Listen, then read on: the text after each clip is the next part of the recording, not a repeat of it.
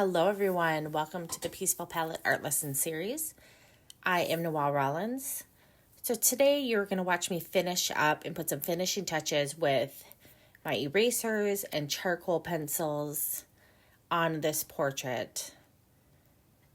I wanted to share, after we've learned about eyes and how to do noses and mouths, actual real-time look at eraser work, adding those little details like freckles and pores, and how I blend. So this is an actual project that I was working on.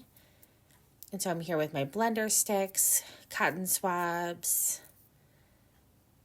I have a kneaded eraser, an eraser style pencil where it has a more narrow tip and it just helps you get in there for the little bit of skin markings that we're going to work on. So I'm going to start here with this blender, and what I'm doing is just going in these places with the charcoal pencil, and this can be done with the regular drawing pencils as well, and blending those together.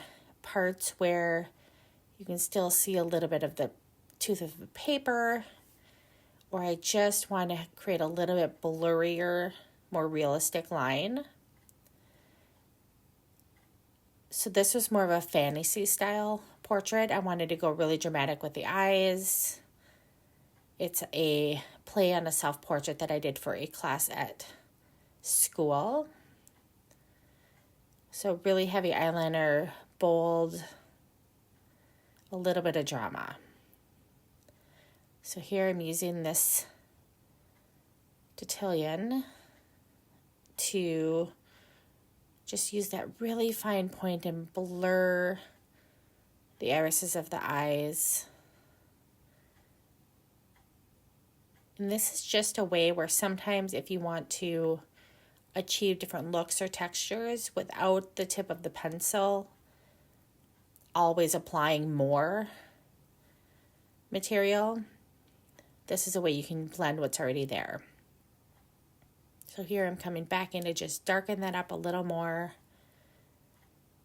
In this portrait, I originally had the eyes looking straight ahead, and I decided it wasn't as dramatic as I really wanted it to be. So I had to kind of play with it a little bit more and bring the eyelids down so it appears as if I'm peeking out from under my eyelids. Just a little bit more of an intense, kind of don't mess with me, you don't know what I'm thinking sort of vibe to the portrait. But with that, then the irises aren't perfectly round. You can see they're getting larger towards the top, and I had to add a little bit of white underneath them. So here with a kneaded eraser, in order to get that charcoal kind of absorbed back in it, you just pull it apart, kind of like saltwater taffy, and then you can mold it into the shape you need. And I like doing this for pores or for small little areas, because you can really just kind of do exactly as you see, tap or drag. And it's so good at picking up, especially charcoal pencil. And these little spots around the eyes where there's a lot of little highlights. This is a great way to come in and you start by picking up some of that color. And some of this also can give the effect of a little bit of glimmer, eyeshadow, more of a shimmery look to it that sometimes we'll put around that inner corner of our eyes.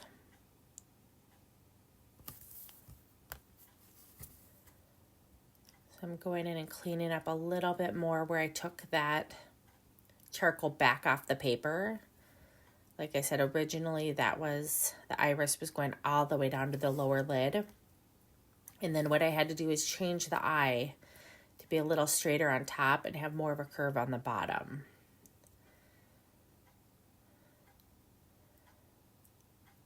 So for this portrait, I really wanted to play up a more realistic skin tone. Some of it's fantasy with the snakes around and a little bit more dramatic eyeliner. But I wanted to show, like, I have a crease between my eyebrows up there, or some of the freckles and the skin imperfections that come with someone, I'm mid to late 40s, and just own that and kind of play it up as part of my superpower.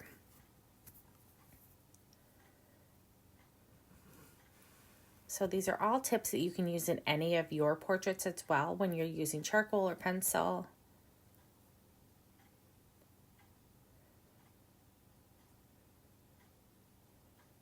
And what I'm doing is constantly looking back at my reference photos, just pulling my head back and taking in the whole portrait to just really see if the overall flow of how the cheeks look is matching the expression that I want. So for this portrait, I wanted it to have a little bit of a smirk where you deliberately can't tell what I'm up to. Am I smiling? Am I smirking? Am I upset? Am I thinking about revenge? I wanted it to feel like a mystery. And so in order to really get the lips the way I wanted to make sure that that upper side of the lip is highlighted enough that you can really see the effects of it. So here I'm making a very sharp edge, and just look at how good this eraser takes this charcoal right back up. It works out so great if you want to add creases in and little highlights into the lips, and then you can just mash it back up and you sharpen back an edge, a straight edge again, and you like slice, and it picks that pencil and charcoal right back up. And so I like doing this, and then if I need to come back in, if a little too much got taken off or went a little too far, I can always come back in with either a blender or the charcoal pencil and just clean it back up or add a little back in how I want it.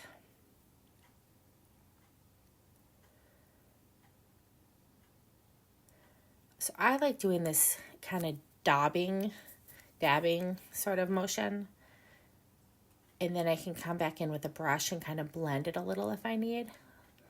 So here's an example of a large brush I have that I dipped in some charcoal, and you can just see how it really lightly can lay down charcoal onto the paper. And I really love that for doing like the skin tones here, blending things out. Nothing is a sharp line. It just allows you to kind of smear things together subtly. It's almost like a Photoshop tool of just a smoother skin tone, just a little bit of softness, an airbrush sort of look.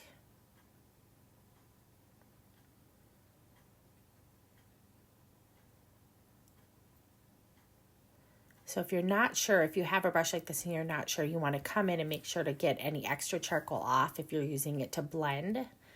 Otherwise, what I do is I put some of that charcoal right on my cardstock like you saw there and pick it up with that brush. So here I'm using this retractable eraser, and I love this because it allows you to get in there with a familiar motion like using a pen or a pencil. And I'm dabbing in, just really showing some of the skin tones, the pores. Now this is something that if I was going to spend, a lot of time on a portrait, I would be much more careful with this. This was something I had aimed to spend around 10 hours total on. And so some of this is just, you just kind of got to go for it.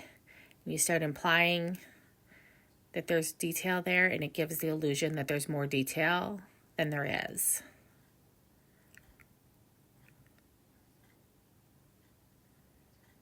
So again, I kind of take a step back, look what needs to come a little further than I have it. I was really trying to play around here with the eyes and under the eyes of how I can show realistic aging lines, but not have it take away from the look and the intention of the portrait. So I wanted to show a little bit of it and have it implied that you can tell that this is someone that's not a teenager, not in their 20s, probably not in their 30s, if we're being honest. But I didn't want it to take away from the look.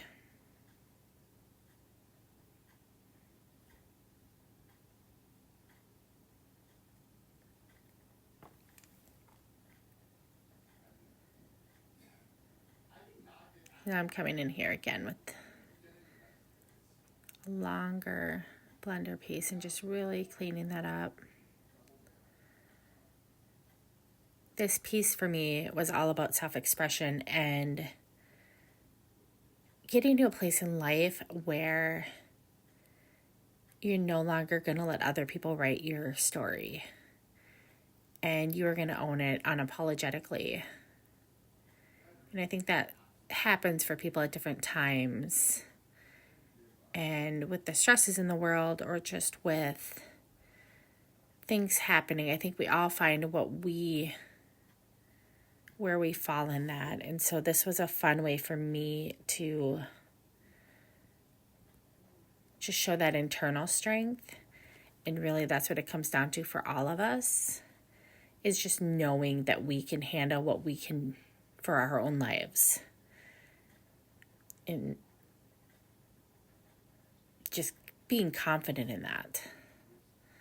So here I wanted to play up these eye highlights and make like almost like a star, a four-sided star. And then what you saw me doing before that was I was coming back in with the black pencil, charcoal pencil, and just dotting those pores on the inner eyelid. And what that does is it just shows a little bit of the pores. It gives that, again, implied detail. At the end of this drawing, I'll show you some close-ups of each section here so you can see. So I wanted to show like a really dark lip, you can picture it being dark red. For some people, maybe they would wear black. That's not really my style to have black lipstick, but some people that might be right up their alley. So I just wanted to play up a dramatic lip. So I'm coming back in here and really deepening the color.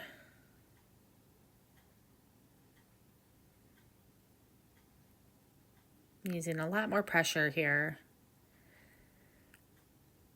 I just think these are the types of finishing touches that sometimes we don't see on the faster videos. And every artist has to make a choice at what point do you stop a portrait. And sometimes you have time to come in and do these little touches and clean things up and just add, here in 20 minutes, just handfuls of little tiny details that, again, will make the whole portrait feel more detailed. Really implying more detail in the lips there. And so in addition to how I took some off with the eraser, I want to come in and show some of the darker creases as well.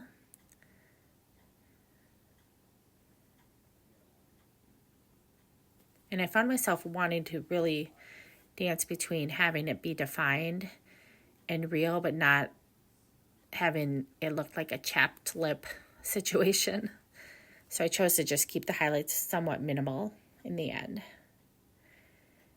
And then again, I wanted to really make sure that expression was playing itself up. So I wanted to make sure this part of my mouth that's almost like a sly smile, make sure the folds in my neck, things like that are shaded properly.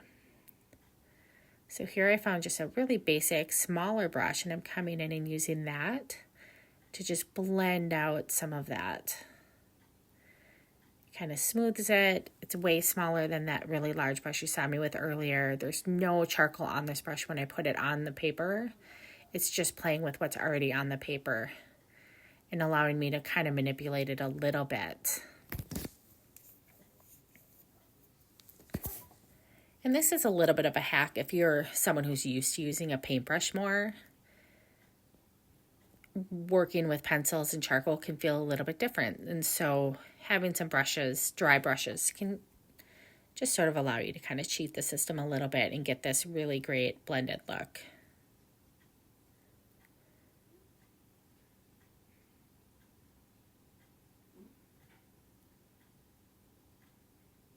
So again, coming back in and just kind of picking up a little bit to show where the highlights are on the cheeks.